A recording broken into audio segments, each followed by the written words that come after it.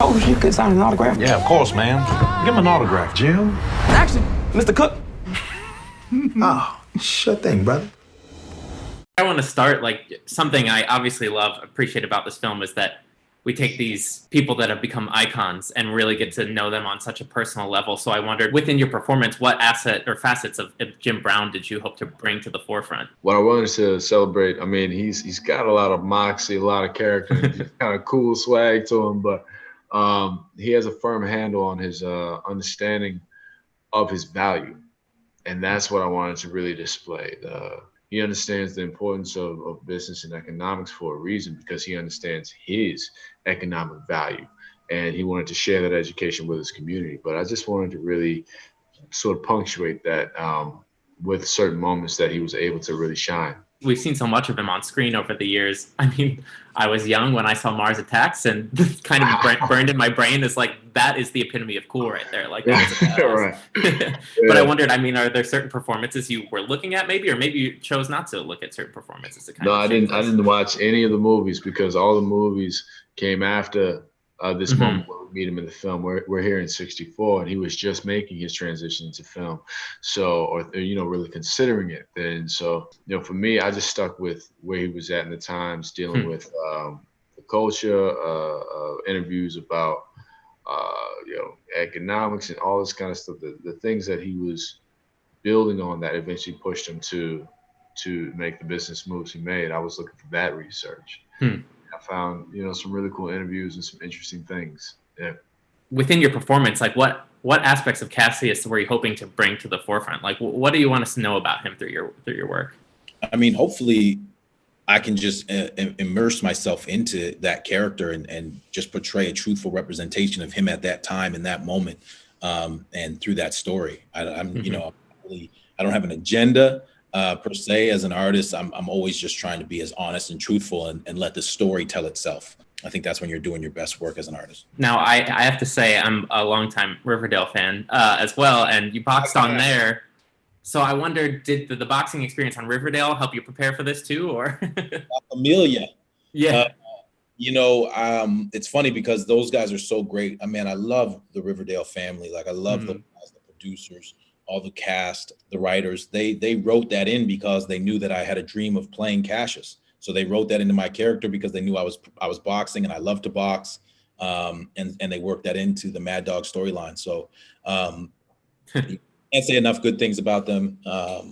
They've just been a blessing to me, and I still stay in touch with those guys. I just text KJ the other day and asked him about a stylist that we're both working with the same stylist. He was like, "Yeah, bro, he's a legend," So yeah, it was great. Is there certain aspects of Malcolm X that you hope really shine through for audiences, or with your performance, were you hoping to kind of highlight certain sides of him? I guess the specifics of what was going on for Malcolm at this time were, that was the sort of the most important part of the most important discoveries I made were like how vulnerable things were for him at this point, and how many really serious changes were going on for him in terms of his religion and political thinking, and just the sense that his life was about to be in real danger, and even to some extent the idea that he knew his time might be coming to an end. It's a really fascinating moment to get to explore this hero on so many levels, as someone who may actually have kind of must have been scared. I feel like part of his bravery and part of his heroism is to do with the fact that he must have felt scared, and he still faced it. He still put his life on the line. And I guess, that whole kind of side of really creatively thinking about who he was as a husband and a father was what was most interesting about the whole process, and why I wanted to be a part of trying to show Malcolm in a different way, in a new way. This picture of him as a family man, it's not something we see very often. So to literally see the children and his wife and see him at home, just not context that we're used to at all. The part of his humanity that we can all see ourselves in was what I was just really curious about. Regina found out the games that Malcolm would play with his children on the phone, And that was a scene that we added in halfway through the shoot. And I'm so glad that we did, because I think it kind of just adds a really sort of special moment to see him, you know, bonding with his child. Is there a certain side of Sam Cooke that you wanted to highlight, or hope the audience kind of walk away from knowing more about him as a person? Oh, that's a great question. I thought that the greatest service I could do to Sam and his memory was to tell the truth about who he was behind closed doors. And the truth is, Sam wasn't nothing to mess with. You know, Sam was no pushover. Sam was a firebrand, and everybody that knew him talked about that. You don't get the kind of catalog he has, the kind of success he was able to have at that time, independent success, not connected to another label, his own label. You know, that's confidence. That's swag, you know. And Black celebrities had to be, even white celebrities, you know, celebrity was so carefully manicured at that time because what the audience would accept was so narrow. And so that's just not anything that Sam would have dared show. He would not have showed that other side in 1950, 7, 8, when he first came on the scene. But I knew in this film, I could honor him by showing that perfectly valid and beautiful side of him. Yes, Cassius Marcellus Clay is the new heavyweight champion of the world, boys. Yes, he is. And I don't even have a scratch on my face.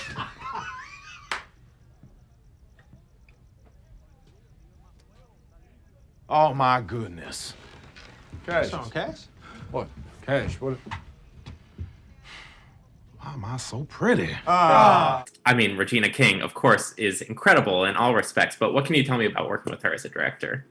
I can just say that she brought the same sensitivity and exquisite taste and attention to detail to her work behind the camera as she has brought to us many, many times in front of the camera. Anytime she got up out of that director's chair and walked over to me to whisper something in my ear, it was always going to send me down a more truthful path, a more entertaining path, sometimes a funnier path. She just, she passed on some of that considerable experience she's had as a film star to those of us that were lucky enough to be in front of her camera this time. Gina's fantastic. Absolutely fantastic. I mean, being able to work with her, who, you know, she's at the peak of her game, as you've seen, but to work with her in this new journey in her life where she's stepping out.